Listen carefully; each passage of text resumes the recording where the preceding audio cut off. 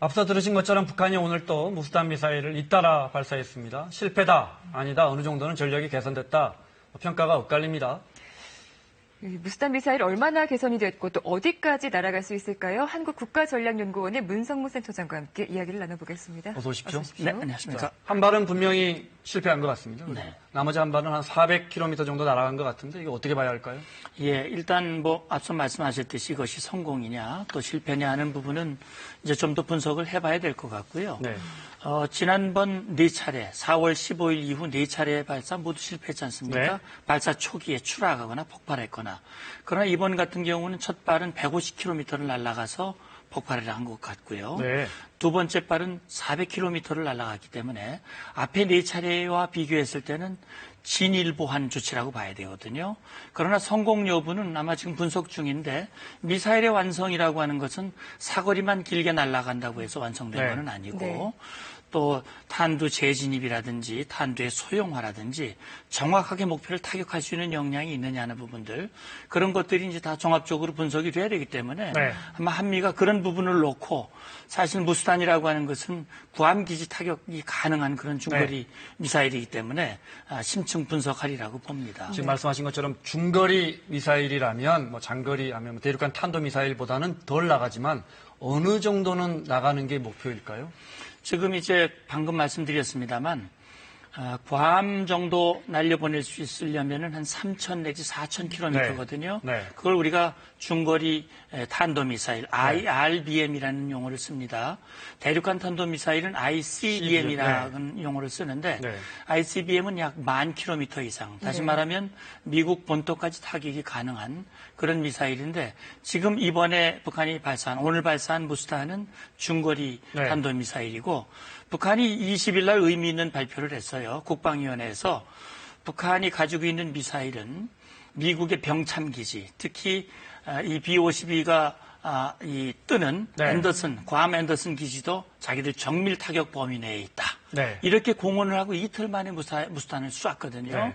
그래서 북한의 목표는 어쨌든 유사시에 미군의 증원을 차단하는 그렇게 해서 한미동맹의 고리를 끊어내는 것이 북한의 목표라고 볼 수 있지요. 북한이 잇따라 발사하고 있는 중거리 무스탄 미사일, 이것이 그 러시아제를 모방한 것이라고 알려져 있는데 그렇기 때문에 어느 정도 안전성이 입증됐다는 네. 판단하에 바로 실전 배치를 했거든요. 그렇죠. 지금까지는 번번이 실패를 했어요. 예.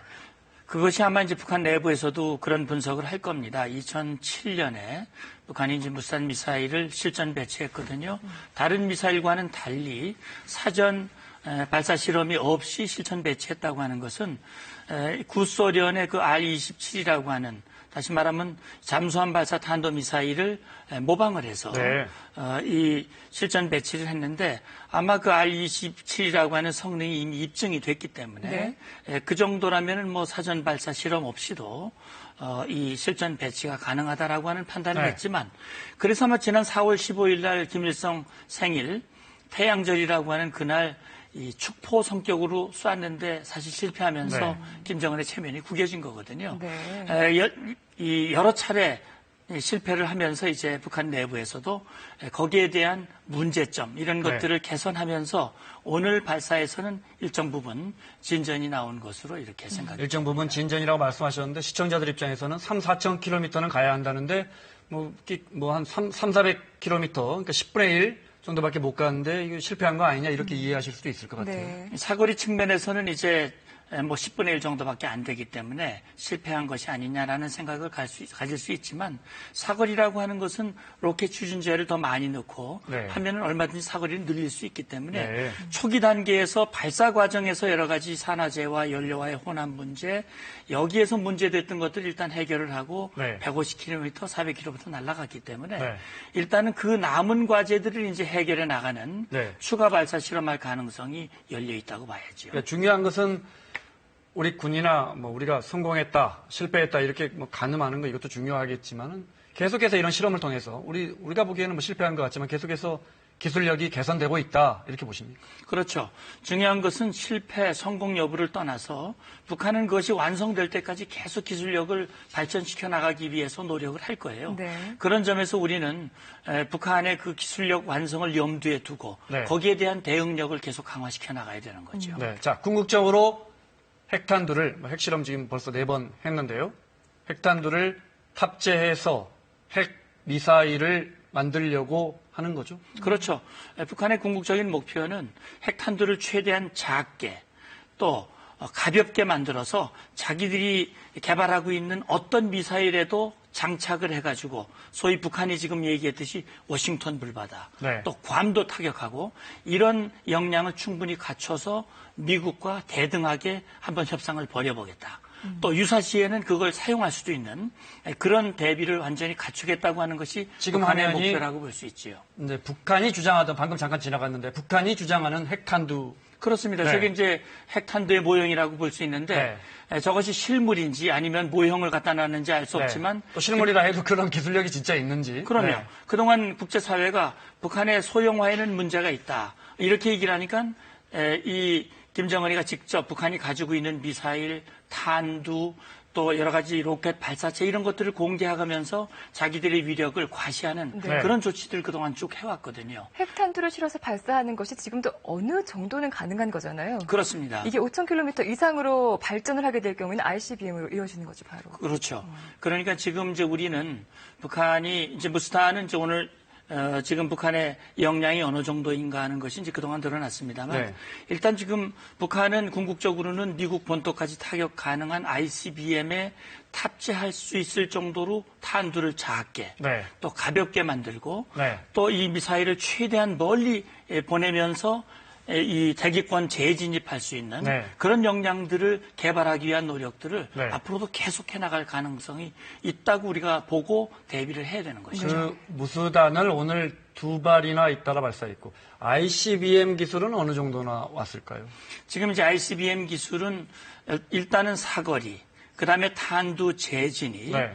탄두의 장착, 그다음에 재진입을 하더라도 원하는 목표에 정확히 타격할 수 있는 역량이 있느냐 몇 가지 과제들이 있습니다. 네. 그동안 북한이 장거리 미사일, 다시 말하면 인공위성으로 가장한 장거리 미사일을 여러 차례 발사를 했기 네. 때문에 사거리는 어느 정도 확보했다고 보고 있습니다. 다만 탄두의 소형화와 대기권에 재진입할 네. 수 있는 고도의 기술은 아직은 좀 미흡하다 하는 것이 네. 일반적인 평가인데 아마 그것들도 아마 극복할 가능성은 있다고 봐야 되겠죠. 올해였던가요? 제 기억에? 그러니까 재진입 기술도 확보했다고 주장은 하고 있죠. 예, 그걸 주장을 했고 지난번에 그 고열에서 견뎌낼 수 있는 그런 네. 실험을 네. 보여주는 그런 이 세리머니도 했죠. 네, 북한이. 네. 자, 또 올해 초부터 북한이 SLBM, 그러니까 잠수함 발사 탄도 미사일 사출 영상을 공개를 했거든요. 물론 일부는 조작된 정황도 있었습니다만 역시 기술적인 면에서는 진보를 보이고 있지 않습니까? 그렇죠. 이것도 위협이 될 것 같은데요. 그럼요.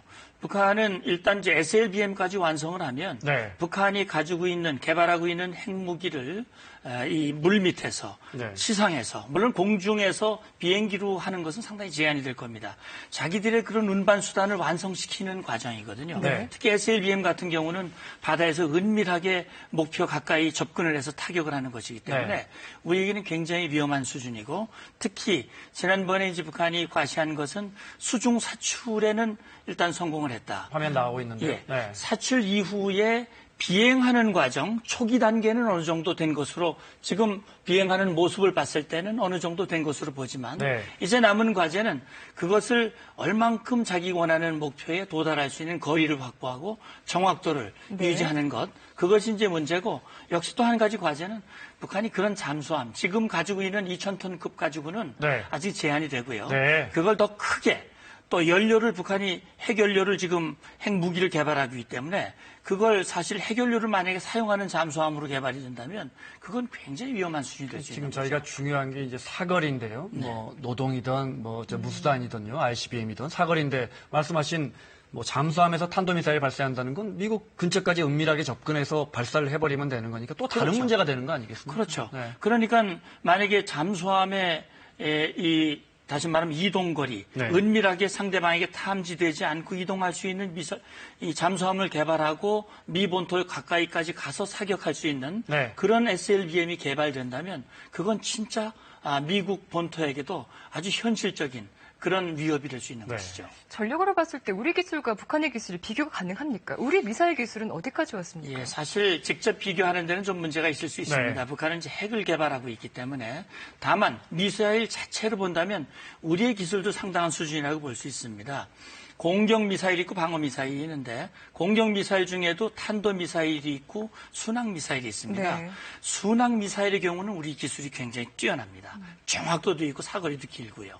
다만 탄도 미사일은 그동안 한미 미사일 지침이 있어서 우리가 300km로 제한되다가 네. 지난번에 한미 협상에 의해서 개정했죠. 굉장히 사거리가 길어졌어요. 이제는 북한 전역을 타격할 수 있는 탄도의 미사일 역량을 우리도 가지고 있다. 네. 다만 탄두에 뭘 장착하느냐가 다르기 때문에 네. 그것은 우리가 이제 비례층적인 위치에 있다고 볼 수 있죠. 네. 알겠습니다, 박사님. 자, 미사일 도발은 뭐 보란 듯이 계속되고 있습니다. 국제사회의 북한에 대한 압박도 매우 강화되고 있고, 물론 북한 체제가 얼마나 버틸 수 있을지, 이런 도발 얼마나 계속될지 지켜봐야겠는데, 예. 우리는 이 상황에서 뭘 준비하고 뭘 대비해야겠습니까? 지금 우리로서는 일단 북한의 잘못된 행동, 특히 이번에 무수단 미사일을 지금 6번째 네. 발사를 했거든요. 국제사회가 아무리 제재하고 압박을 해도 우리는 갈 길을 가겠다. 이것은 김정은이가 아직은 국제사회의 제재에 뼈아파지 않고 있는 모습이란 말이죠. 그런 점에서 조속히 안보리를 열어서 이번 김정은의 행동에 대해서 제재하는 강력한 조치들을 취하는 것이 필요하고, 군사적으로는 북한의 이번에 미사일 발사에 대한 우리의 대응력을 강화시키는 네. 그런 노력, 타격 능력, 또 억제 능력, 이것들을 강화하는 조치들을 계속 발전시켜 나가야 된다고 봅니다. 네, 잘 들었습니다. 문성묵 통일전략센터장과 함께했습니다. 고맙습니다. 감사합니다. 자, 뉴스 집중 오늘 순서 여기까지입니다. 네, 저희는 내일 오후 4시에 다시 찾아뵙겠습니다. 고맙습니다. 고맙습니다.